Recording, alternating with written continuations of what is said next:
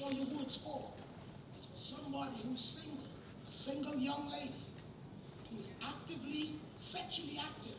And I'm not just talking about any one of y'all, because there's quite a number of y'all.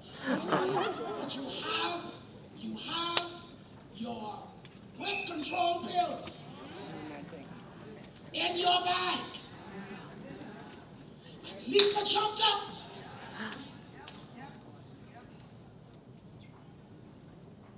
Jumped up, came to this altar. The following day, I got a call from Lisa, and she said, "That's all I needed." Just before I went on vacation, standing at the door, shaking hands, Lisa came to me and said, "Bishop, I still want to thank you for delivering me out of my sin."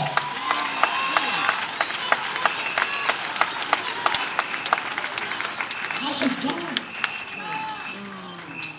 I wonder what if I didn't make that call.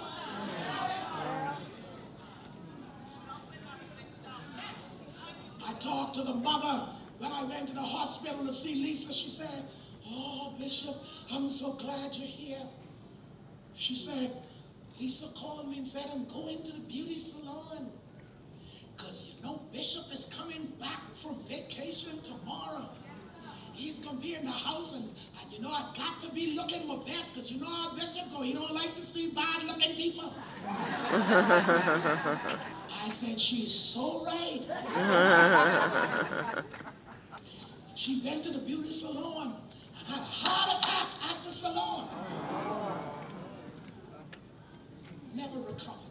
I'm trying to tell y'all, this body of ours. Hit your neighbor and tell him, "You better learn how to speak to me."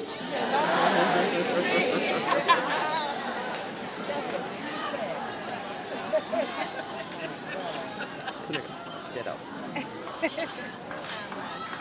Like you said.